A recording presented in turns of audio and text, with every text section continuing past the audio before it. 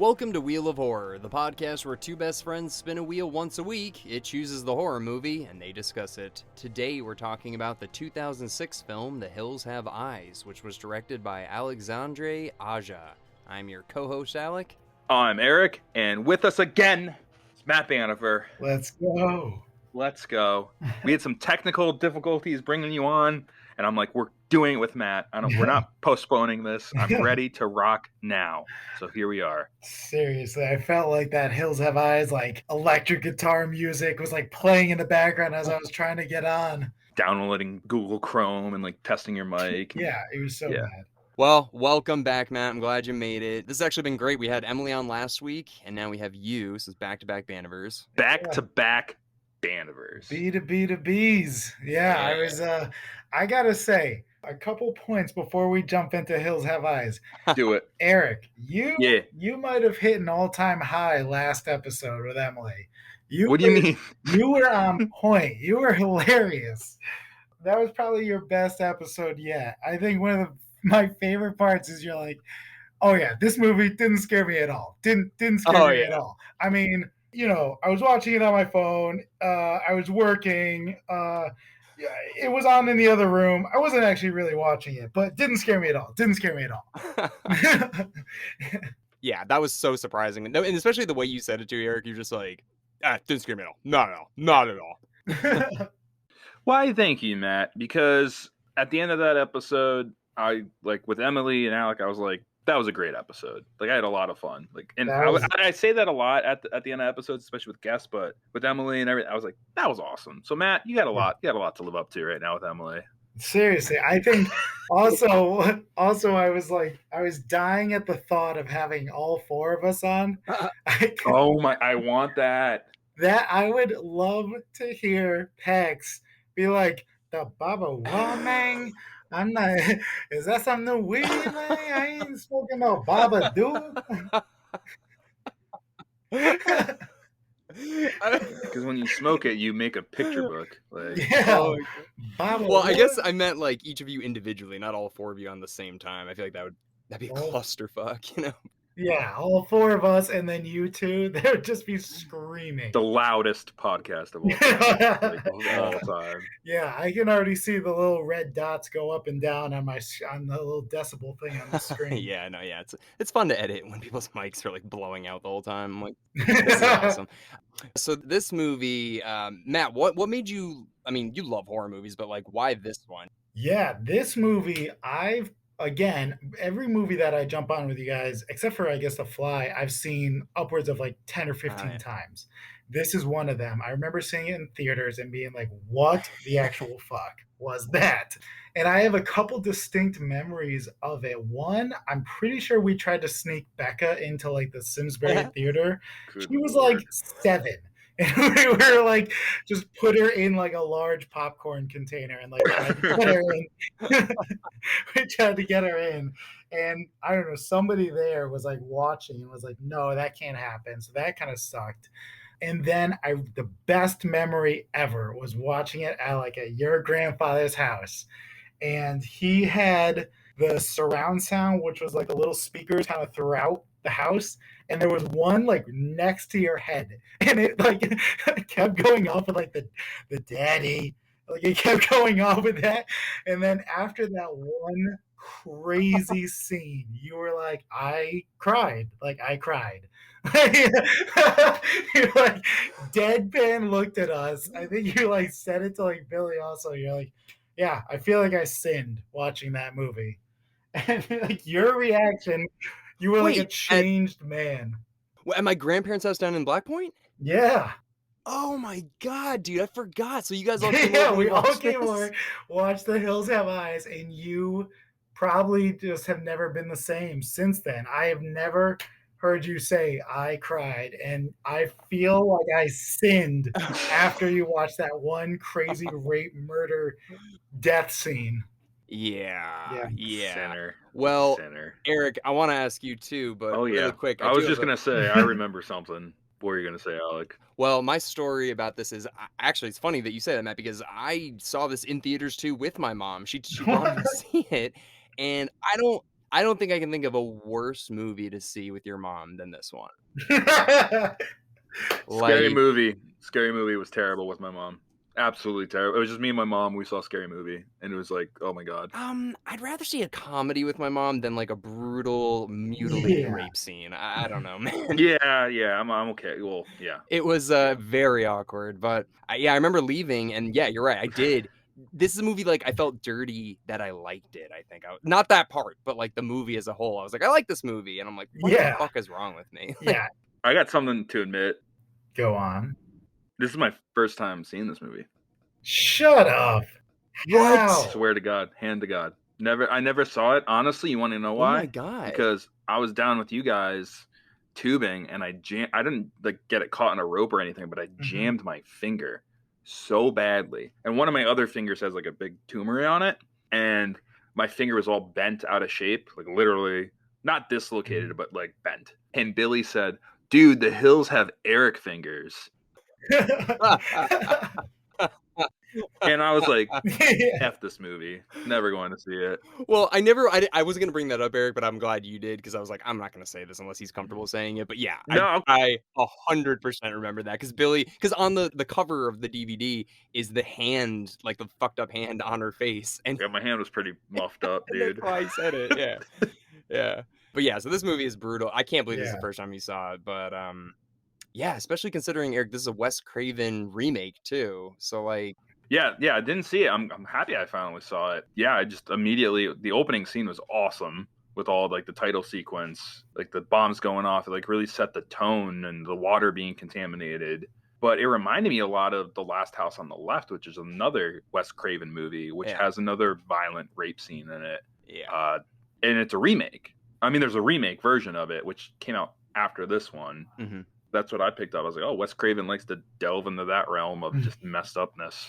Yeah. I think I like this movie because, one, that opening scene is one of the most disturbing things ever. There's like that baby that like doesn't even have a body. It's just like a foot with eyes.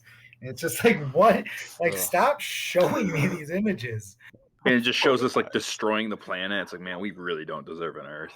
Yeah, and I saw this, like 10 times or something like that, and it just keeps getting harder the older I get. And this time I was even like looking away. I was like, I don't even want to see this.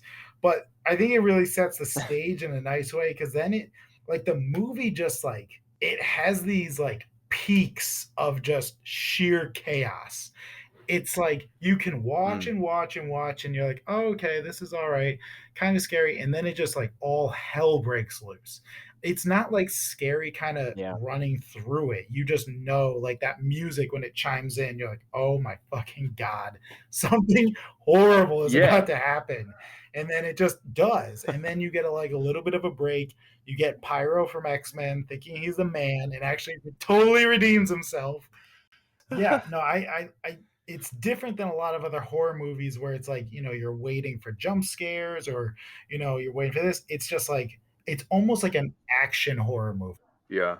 Two quick things there. One, the opening sequence. Get back to that really quickly. You know what it reminded me of? Alec might know this more than you, Matt, but no, I mean, that opening sequence is pretty similar, but it reminded me of South Park. You know, when I think it was the Helen Keller episode, where Cartman's trying to write the play, and he's having like writer's block, and the guy asks him, just close your eyes and like just think about Helen Keller, and like what he sees when he closes his eyes is pretty much what we just saw. Doesn't he think of like a fox like melting in sped just terrible things, like bombs going off and this and that, and like he takes his headset off, and the guy's like, so what did you see? And he's like, the same thing I see when I close my eyes every day. Like, it's like, Jesus Christ. Like, yeah, no, I know exactly what you're talking about. That is true. Second point though is the peaks, dude, out of nowhere, like 34 minutes in.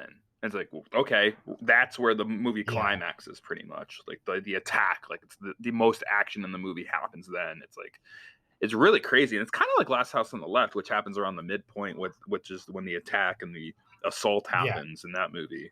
So Wes Craven's very unpredictable about like when the climax peaks of the movie are, I guess. So that's a great point, Matt. Yeah, and it's just like unrelenting. You're just like watching this scene and you're like, this can't keep happening. The worst things the worst things that could happen in life to anyone. Well, yeah.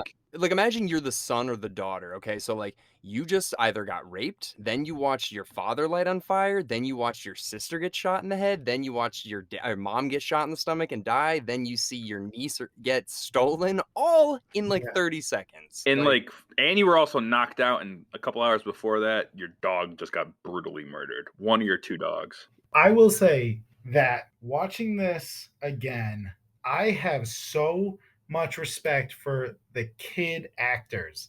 They crushed it. I have always, since I first saw this in 2006, when the son lifts up the dog and it's cut in half, his face looks like he actually was like terrified. And then just like the daughter, how she was acting after like the rape scene and everything, you're just like, you feel like, holy shit, they're actually terrified. And kind of I am also. And like I think that they crushed it during this movie. What's his face? The other son. I was glad that he wasn't just like a punk bitch and got killed all fast. But I think that they really stole the show in terms of acting. Yeah, well, there's also I think her name is Emily de Ravin, who is Claire from Lost. DeRavin. Emily DeRavin. Yeah, I had no idea she was in this movie. Yeah. She usually plays this like nice girl, like, and she's in Once Upon a Time, and she's in Lost, obviously. I was like, she's in this movie? When I saw it, like, I had no idea. She was great. Well, you guys want to get your minds blown? You know who Big Bob is? He's like everything. Big Bob? Yeah, he's Buffalo Bill. He's the detective in the first Fast and Furious. He's just like, he's like a total that guy actor. I love the name Big Bob. You know what I think of when I hear Big Bob? Helga G. Pataki's dad. Yes. I was thinking of like I was like trying to make the connections. Like, okay, his son-in-law is a telecommunications person and sells cell phones. So is this Big Bob and Hey Arnold? And I'm like, my mind, like for the next 30 minutes of the movie, I wasn't really watching the movie. I was just thinking about the potential Hey Arnold and who was Hey Arnold in the whole scheme of things. Yeah, the Beeper King, Big Bob. What's also crazy is the guy who plays Lizard, actor as one of the orcs in Lord of the Rings: Return of the King, the one who like feeds Frodo to Shelob or whatever. He's that same character actor. Yeah. Really? It's the way he says like gut you like a fish. He says it like the same way in Return of the King. And I was like, wait, what the fuck? So I like quickly looked it up and I was like, I didn't even know what to Google. But I was just like going in on it and I was like, I guess he's orc number 89. so yeah, he was the same kind of character actor. But I think, I like that I don't know what you want to call them, mutants in this movie, like the messed up hill people. I like that they had distinct looks, but they didn't really give them too many personalities. Like there wasn't 1 second where you empathized with them, like I liked that. Like you didn't feel like they got turned, even when that guy with the huge weird ballsack head, like, even when he was all explaining what happened, like you were like, dude, it sounds like you should have left. Like it sounds like you got a warning and didn't do it, and now your head is a scrotum. I know, and he's blaming the guy's like, your people did this. It's like, this guy didn't do anything. This guy was we ended the war. The war's over. Well, it's funny you say that, Matt. Have you ever? I know you haven't, Eric, because maybe you have. But have you guys seen the original, the '77 Wes Craven version? I tried, and it is not great. No, but there is a scene where it goes right to just the mutant people, and they're having a conversation, stuff like that, and it makes you understand them more. So it kind of does take away from the point you're making in the original one, which I prefer this one too, because I'm like, yeah, fuck these people. Let's fucking see them get killed. I don't want to know anything about them. Kill them, sort of thing. And then you got Ruby though. So Ruby's kind of she was kind of nice. You're like the son where he's like, I'm gonna kill these motherfuckers. If you guys were in the same situation, do you think I feel like they should all go together? I think that it was a difficult situation because it seemed like Big Bob really had like his thumb on the family, and then it just kind of fell apart once he died. Like the son kind of just like went off the rails. The daughter was like inconsolable. The other daughter, got her titty all sucked, and then the mom was all dead. So it was just like a mess. Like I definitely think they should have gone together, and like the pyro guy tried to make that happen. Also, what happened to his poor career? But it just was like the family, like as soon as Bob was gone, the family was just like complete in disarray. And then the Hill people just kind of took advantage of that and tried to pick them off one by one. Yeah, I guess like right from the beginning too, though, we see that one guy who's like a human, and I guess he's almost like the person that traps people and feeds them to the Hill people. But obviously he doesn't want to do it because even before the family comes, he's like, I'm not doing this anymore. Like we've heard enough. Think of the children, all this stuff. And the only reason he does it is because he thinks that Allison from Hocus Pocus sees all that shit, on his table. He was like, get out of here or whatever. And if the dog didn't run in there and that guy didn't think that she saw that shit, he would have been like, just keep going the same way you're going. But now he's like, fuck, we got to kill him. He's like, they know. And he did it.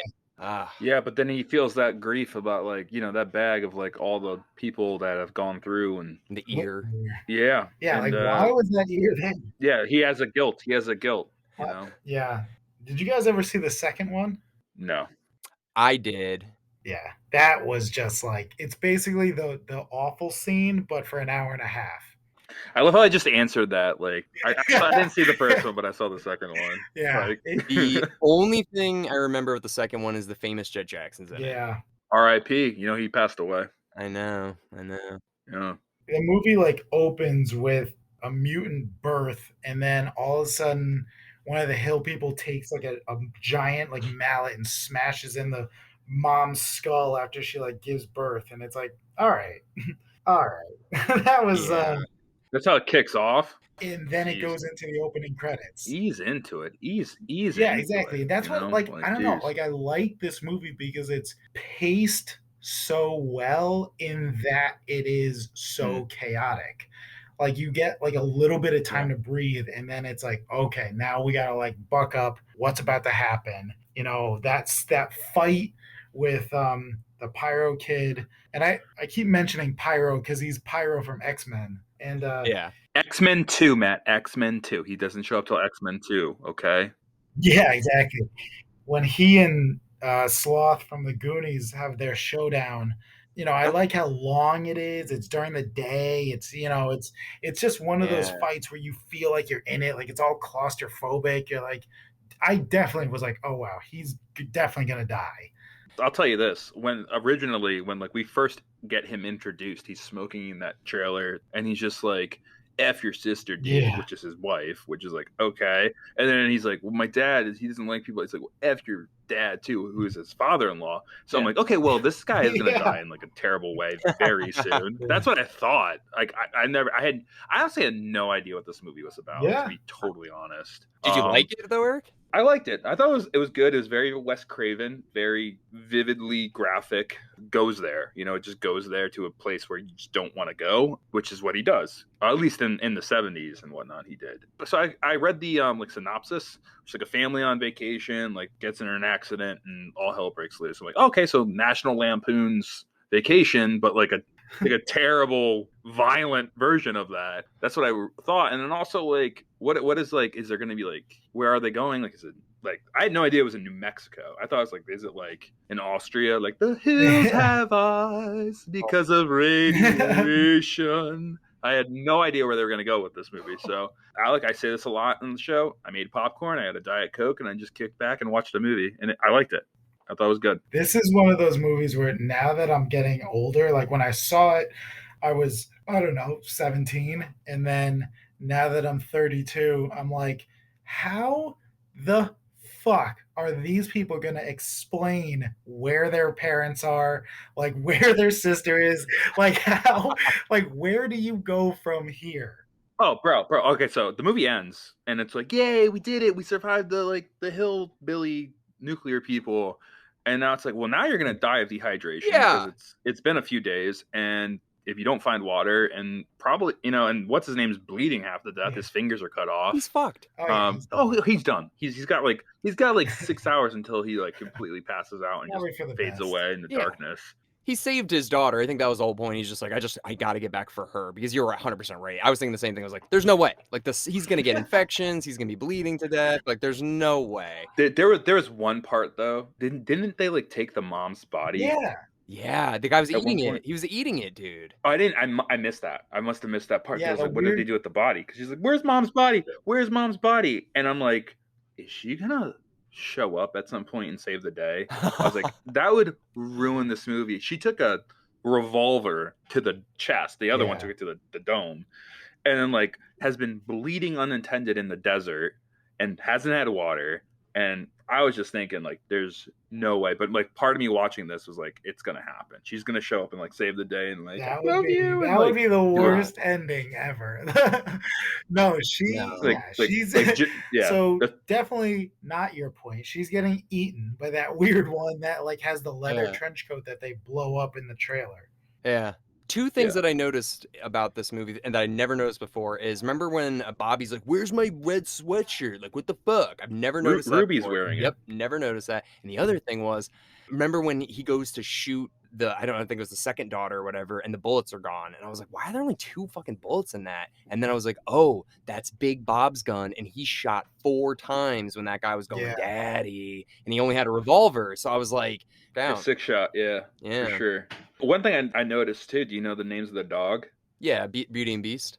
Beauty and the Beast. And all the bad guys. When they originally the first dog ran off as Beauty, I was like, who Yeah. names their dog Beauty? That's a weird name for not a weird name, but like it's like, oh, I've never heard a dog named Beauty. And then the other dog Beast. I'm like, okay, here we go. Like Beauty and the Beast I will dogs. say that after seeing this movie 15 times over the course of 15 years or whatever, there's nothing new that I've gained from it. So but I don't not enjoy it any less. Like it's just an enjoyable movie. It's just a feel good summer movie, you know? Oh my god. It's a feel good summer movie. Well, it does remind me of like the era of like the early 2000s of like Texas Yeah. Chainsaw Massacre, Dawn of the Dead, like anything that has like Get Down with the Sickness in it. Right. And I think that this movie did what those didn't, where it went there. Like it totally just like owned it. Yeah. It didn't, there was like 8 people in this movie. House of Wax. Yeah. I'm trying to think of other Exactly. movies. Like all those other movies that, there's like this huge cast and you're getting like picked off one by one and it's, all this. This one was just like a couple people in the desert getting murked in the worst ways possible. And it was like, word, I'm down for this. The other thing is, I do like how you said it was an action movie, Matt, because especially towards the end, the music it almost sounds like a Quentin Tarantino movie where it's just like, dun, dun, dun, dun, dun, dun, dun, dun, and he's like taking like the axe or whatever. So I love that. But I want to ask you guys, how many fucking people do you think these mutants have killed? Because if you see those craters and all those cars and all that stuff, are those those have to be all their victims, right? Yeah, that's gotta be them. Because it looks like they're so well organized. They got all the walkies, they have the spike strips, they've got the gas station guy. Well, not anymore. His head's a crater, but they got like this whole system set up. And I think there was one of the cars that the pyro guy looked in it looked kind of new. Yeah, so it looks like they just like this is just what they do. Yeah. That's fucked up. 2 things. Oh, one thing, Alec. You mentioned what would you do in this situation? You wouldn't catch me on a dirt road today, like in the middle of the desert. Like, hey, go this way. It's not on MapQuest, but go this way. I'm like, no, I'm gonna stick to the main road. First of all, there's your answer right there. I would never, ever take that turn, especially from that guy. 1, that's how I would not get in that situation. 2, when they're on the run after that, they just stole the baby. And the guy got a screwdriver right in the hamstring. Oh, he's not running off too fast. I know. So when he's running off and he just kind of gives up, it's like, no, you run that dude down. Yeah. You run him down and get that baby back, and you can do that. And the second thing that was like, what are you doing? Was the walkie-talkie. They have a walkie-talkie of them communicating, and they don't know that they have that walkie-talkie. That's your advantage to this whole situation. Yeah. And then the pyro, dude, fucking pyro takes it and it's just like, give me my baby back. It's like, well, now we know you can hear us communicating, so we're gonna change our frequency, and you're never gonna know where we're talking. So I wanted to ask you guys, this movie it's kind of old, 2006. You look at some of the other movies that came out in 2006, it's like, wow, those didn't age well. I think that this movie ages really well. Are there things in this movie that you wish they were still doing in horror movies today, or are there things that felt kind of focused in that time frame. You know, they didn't say any, there was no lines where, they said anything. They're like, oh, you can't say that anymore. Right. Like any, homophobic slurs that they would casually throw around at that time. There's none of that. The rape scene is brutal, and I haven't really seen one that brutal since. I don't seek them out, but, that's... Last House on the Left, which was a later film. I think that was 2009. That's a Wes Craven remake, but that's less disturbing to me for some reason. Just because they're not mutants. Yeah. Well, you also don't have her dad on fire. Wow. Yeah. All that's going. Yeah, that whole scene is just like everything that could have gone wrong. Yeah. On steroids, For those people who are not going to watch this movie, the family, it's nighttime. All of a sudden, their dad, he goes out to go find help. All of a sudden, they start hearing screaming. The camera does the coolest movement ever and like goes up to a tree. The dad's tied to the tree on fire. Two sons and the mom run to go put him out, and the other daughter's in the trailer. She's getting raped by a mutant. The other one's eating a bird, their like pet bird, and like torturing the baby. All of a sudden, the kids come back, see the rape happening. Then, like, the daughter who has the baby, she gets her titties all sucked by a mutant. The one takes the baby, leaves it. Big Bob's on fire. All of a sudden, the other son comes back. He shoots the daughter, shoots the mom, takes the baby, and bounces. Yep. A really, really violent version of National Lampoon's Vacation. Exactly what I said. Yeah, so Erik nailed it with that comparison. Yeah, so that's basically, that's a step-by-step of what we're all seeing. Of that literally takes what, like 3 minutes? Yeah, and it's intense. You're sweat. You don't know what the fuck's gonna happen. Yeah, and it's not like, it's not like silent and gritty. Like if they were to shoot that today, that's how they would do it. It would be really silent. It would make you like sweat while you're like, oh my God, like is somebody gonna come in, like almost like Taken, like you're just like, what's happening? But this movie was just like electric guitar, screaming. Like Mad Max, dude. Like it was nuts. Yeah, definitely like Mad Max. Like the mutants are screaming, they're yippee-ki-yay, and they're like, oh yeah, like get some. Oh, dude, it's nuts. Yeah, it's disgusting. Well, really quick before we wrap up, Eric, I just want to say one thing that you'd said earlier, where you're like, well, yeah, nobody would take a road down there. Like, that's how you don't get in these situations. I got in that situation. So I drove cross country to move out to LA, and when I was going through Utah, Hunter and I were on I think it was like Route 70 or something like that, and we had about a quarter of a gallon of tank of gas left, and we're like, oh shit, we should probably look up for a gas station. No cell service at all. Like I had 0, he had 0, no service. So we're like, what the fuck? So we just keep going and going and going. We're losing more gas. We're like, there's no gas stations. Like what the fuck? So we're like starting to get pretty nervous because we are in the middle of nowhere. Like this is really rural Utah. So finally we see an exit and we get a little bit of service and it says Emory, Utah, 9 miles into the desert. So we drive with like less than a quarter of a tank. It's about 5 o'clock in the afternoon, and we go into the desert and we drive on a dirt road for 9 miles. We get to this town. It has a population of 390 people, and they had a gas station called Randy's Gas Station, no restaurants. There was a church, a couple houses, and this gas station. We got gas, and luckily, we made it back. But I was like, this is the closest I'll ever get to Hills Have Eyes. Damn. Yeah, that's intense, dude. Well, the sun was going down too. I was like, fuck, that's when they got him in the movie. Like the second you see the shot of the full moon, then boom, the next scene is them just all getting fucked. So damn. Yeah, I was like, I don't want to be out here in the middle of the desert. Cue that music right now. Just electric guitars raging. Yeah. One other thing, I know we're wrapping up in a little bit, but I don't know what commercial it is, but like, what's the one where it's just like, this isn't how any of this works? Is that Geico? Yeah, that's not how this works. With the old ladies. Not how any of this works. That's how I feel about this whole movie, because like that's not how radiation works.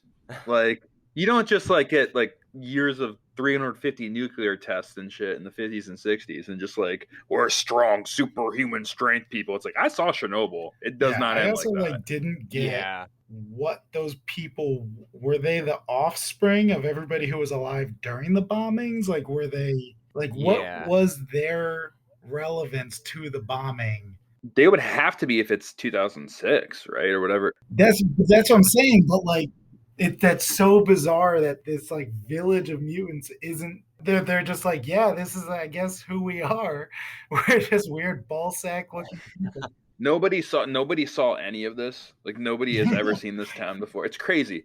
And it makes me think like of a movie idea. And it was like I was thinking of this. Like imagine like working for Google and you're that Google map car guy who like goes around all around the world to like survey like, oh, this is where this road is, and like taking pictures and shit, and you got the camera on top of your car. Imagine driving in this area. It's like, I'm gonna take that left at the fence and like mark it on Google Maps. The movie could be called The Map. And it's just like this guy, like, oh, I gotta go to all these roads, and then next thing you know, he ends up in this crazy ass town, Nuke Town from Call of Duty, and all hell breaks loose, and it's this Google Map guy just doing the shit. That's kind of a good idea. That could be Hills of Ice 3, Eric. The Google Map guy. Just trying to escape. He's like, this is in 13. His little shitty car with the camera on the top. Yeah. Oh my god. Damn. And it's like they do this thing like Google Maps documented all this stuff because his camera was always running. This is the last footage we got. I will say, to end, the last time I watched this movie, I had a girl over the house, and she was like, I kind of want to watch something scary. And I put this on, and she literally not a good idea. Was like, it turned into like a Netflix and chill thing, and that scene started going like while we're getting into it, and she was like, wait, what is happening? And we literally like stopped what we were doing, like sat down and watched, and she was like, I need to go. Like, I swear to God that this happened. And she was like, that really just like killed the mood. And I was like, I'm kind of sad. So the last time I watched this movie was like 8 years ago or something like that. And that was the situation. Oh my God. Yeah, this is definitely not a girlfriend. I mean, unless your girlfriend loves horror movies. I kind of thought she would be like into it. I didn't think that it would like turn. I thought we were going to sit there and actually watch the movie. But then everything just changed. And then it was like too late to go back. And then we were just in this unwinnable situation. I watched this with my dog today, and my dog, I was just telling Alec before, this jumps at the TV, and whenever the dogs are on the screen, and I'm watching this, and I'm like, man, my dog's seen some crazy shit this past year. Like, we've been watching a lot of horror movies, Alec, and she's seen The Fly with us, and I'm like, this dog has seen some things, and her birthday's on Sunday, so I'm like, dude, like, her birthday. Maybe got to tone it down on the horror movies. Like, her first year of life has just been crazy movies. Please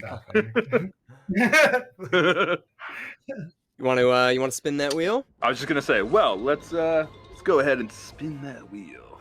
Actually, I think there's only one left on this, right? I think it's 1980, summer of 1984, and Quiet Place 2. All right, spinning.